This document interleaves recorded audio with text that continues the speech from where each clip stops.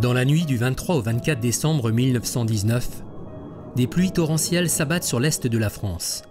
La neige fond sur les sommets des Vosges et de la Forêt-Noire du fait du redoux brutal et les cours d'eau connaissent une crue violente. Le jour de Noël, des centaines de communes, d'entreprises, de routes et de voies ferrées se retrouvent sous l'eau. Ce qui s'est passé en 1919, c'est qu'on a eu un automne très humide, puisque les précipitations du mois de novembre et du mois de décembre dans le sud du massif vosgien étaient 4 fois supérieures au normal, donc les sols étaient saturés. Et le 24 décembre, il est tombé là-dessus des quantités d'eau tout à fait astronomiques. Et comme les sols étaient saturés, il y a eu une réponse très violente, très brutale des cours d'eau. Et on a eu des inondations majeures sur l'ensemble de la région Grand Est, jusqu'en Allemagne, en Belgique et au Luxembourg. Rapidement, ces crues se propagent en aval et dans les jours qui suivent, les grandes villes de la région sont elles aussi victimes des inondations. Colmar, Strasbourg, Mulhouse, Épinal, Saint-Dié, Nancy, Metz, Charleville-Mézières. Puis bientôt la région parisienne, du fait de la crue de la Marne, le Luxembourg et les grandes villes allemandes du Rhin moyen. Une catastrophe régionale et internationale.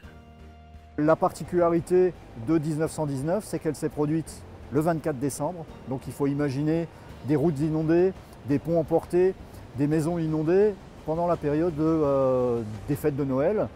Dans l'ensemble, ce sont entre 400 et 500 communes qui se sont retrouvées inondées en 1919. 15 jours plus tard, on a eu le même événement, une tempête avec encore une fois des précipitations extraordinaires, avec de la fonte des neiges et de nouvelles inondations, notamment en Alsace où ça a été très fort.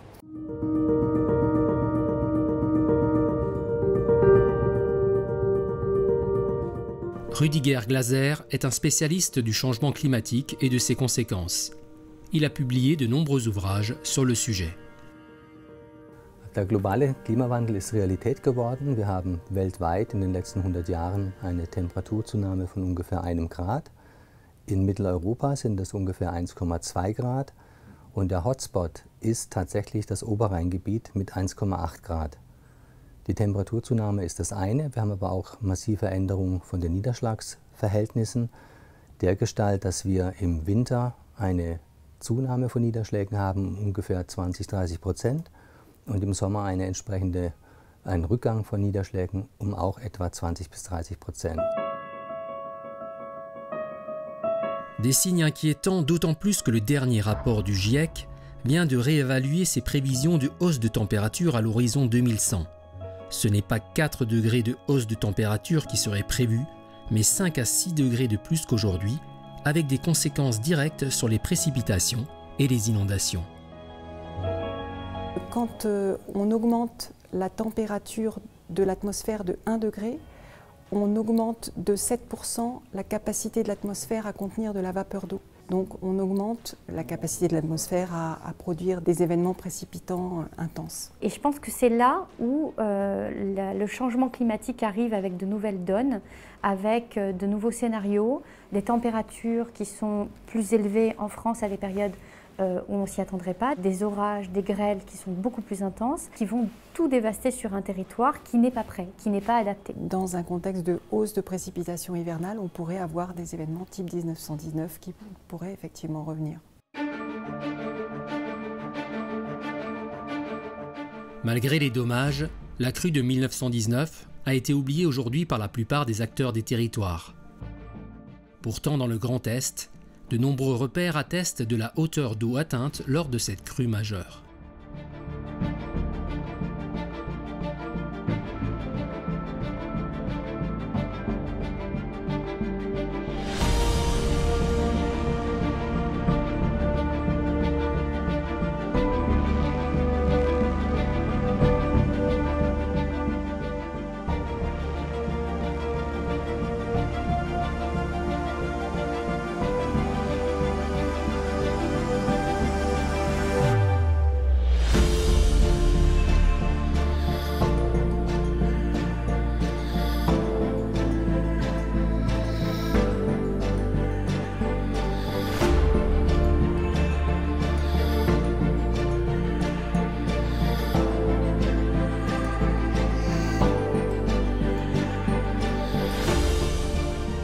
particularité de 1919, c'est qu'il n'y a pas eu une inondation, mais 2 inondations d'une ampleur assez importante à 15 jours d'intervalle. Et là, on a un des rares endroits où on a ces 2 inondations qui sont représentées sur des repères de crues, puisqu'on a le 24 décembre 1919 qui se trouve ici, et le 12 janvier 1920 qui se trouve à cet endroit-là. Plus tard, au cours du XXe siècle, d'autres inondations terribles ont durement frappé le Grand Est, comme par exemple en décembre 1947 et en février 1990. Chacune de ces catastrophes a montré la même chose. Si les acteurs avaient été mieux informés, mieux préparés, l'impact des inondations aurait été bien moindre. Dans le Grand Est, nous sommes en amont des grands fleuves nationaux et internationaux, donc le Rhin, la Moselle, la Meuse, la Seine et le Rhône. Donc ce qui veut dire qu'il y a 10% quasiment de notre population, ça va à peu près 512 000 personnes qui sont concernées par les zones inondables. Et en cas de crue centenale, donc ça touche 155 000 personnes et 100 000 emplois.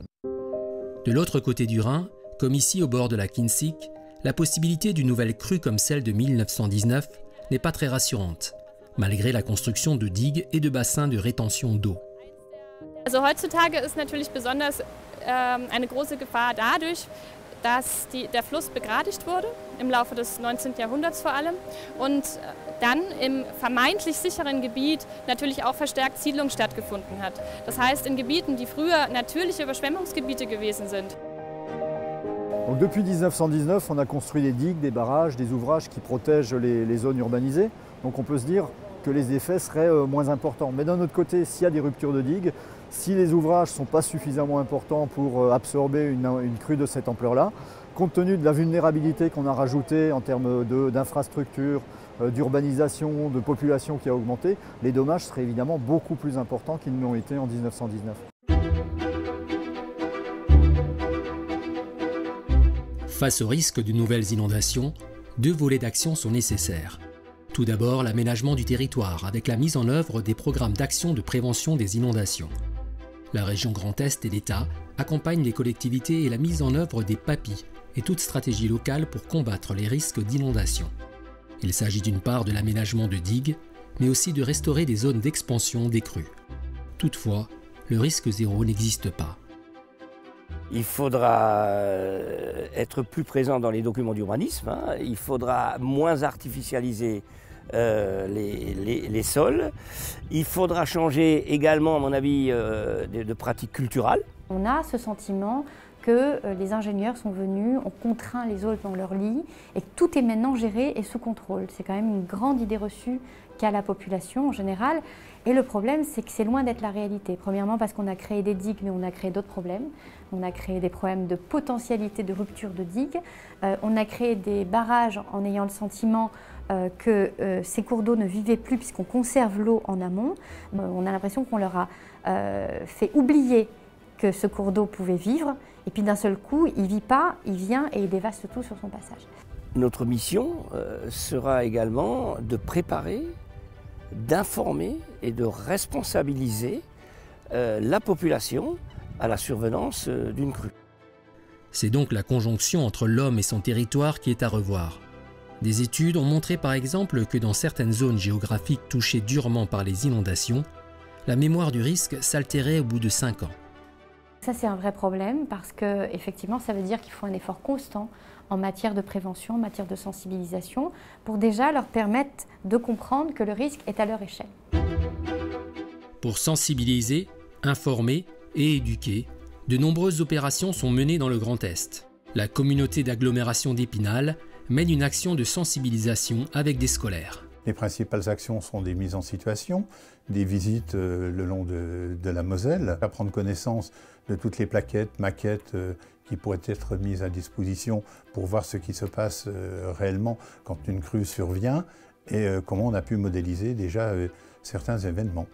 Ce jeune public est généralement très sensible à toutes les actions qui touchent effectivement l'environnement. Leur apprentissage permettra aux parents de redécouvrir un peu ces événements du début du siècle dernier. Ils apprendront effectivement les actions qui les permettront de rester à l'abri d'événements et surtout de garder intacte leur vie et peut-être de porter secours. Le syndicat des eaux et d'assainissement d'Alsace-Moselle mène également depuis quelques années des actions importantes pour sensibiliser le grand public, comme une approche alternative aux ouvrages de protection. Qu'est-ce qu'on entend par gestion originale des inondations? C'est sensibiliser la population sur le fait d'habiter en zone inondable. Et plutôt que de leur dire vous êtes en zone inondable mais rassurez-vous, on va vous protéger, vous n'aurez plus jamais d'eau, c'est de dire on essaye de vous protéger du mieux qu'on peut. Par contre, vous aurez toujours un risque d'inondation, ne serait-ce que résiduel sur vos habitations. Et de ce fait-là, vous pouvez vous aussi, chez vous, finalement mettre en place des dispositifs qui vous permettent finalement soit de ne plus subir les inondations en mettant en place des dispositifs qui permettent d'empêcher l'eau de rentrer dans votre habitation, ou alors dans certains cas on peut accepter finalement l'eau dans son habitation en adaptant finalement l'intérieur. La CCI Grand Est, à travers le programme Interreg Climability Design, apporte des données ciblées et pertinentes aux entreprises concernant les risques liés au changement climatique sur leur activité. Elle sensibilise et accompagne également les entreprises qui sont en zone inondable et constate souvent que la culture du risque est inexistante. Et en général, ils sont surpris et parfois ils remettent aussi en doute ce qu'on leur dit.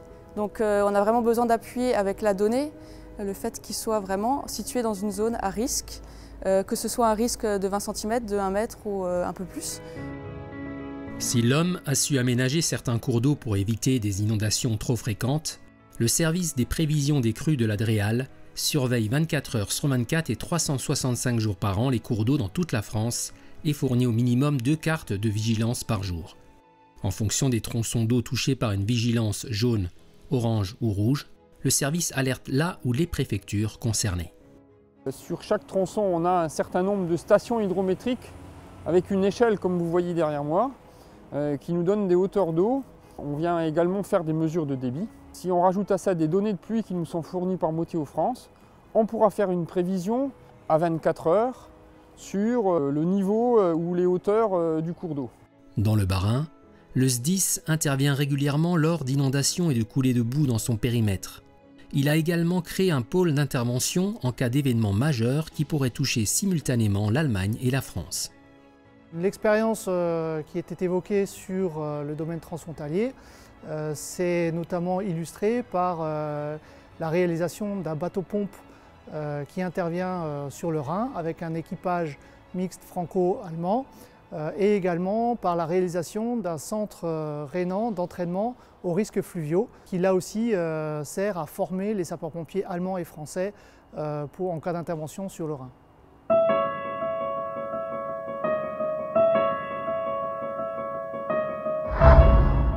Les inondations ont des conséquences désastreuses pour ceux qui les subissent, autant psychologiques que matérielles. Le rôle des assurances est bien entendu de pouvoir accompagner économiquement les particuliers, les entreprises et les territoires qui subissent des dommages liés aux catastrophes naturelles comme les inondations. Pour les assurances comme pour les pouvoirs publics, la sensibilisation des populations et de l'ensemble des acteurs des territoires a donc une importance capitale. Il y a une partie qui fait souffrir tout un chacun et que donc aucune assurance ne permettra de compenser. C'est pourquoi l'incitation à agir en prévention doit être très grande et c'est le rôle des acteurs publics. Donc il y a une interaction de tous pour faire en sorte que chacun, dans ses conditions matérielles d'habitation ou d'activité économique, puisse prendre les mesures adaptées. Si on arrive et qu'on explique à la population qu'à un moment donné on a nos limites scientifiques, nos limites techniques, qu'on n'est pas capable de construire des barrières entières pour protéger complètement les populations, mais qu'à chaque échelle, à chaque niveau, on est capable d'avoir des solutions, alors les gens se mettent à comprendre. Et donc là, on commence à s'adapter. Et je pense que c'est ça la solution. Mettre en œuvre une logique territoriale d'aménagement pour les zones à risque, informer et sensibiliser la population des risques et des conséquences des inondations, avoir les bons comportements en cas de crue, ce sont autant d'actions qui permettront de limiter les conséquences d'une catastrophe si la crue de 1919 venait un jour à se reproduire.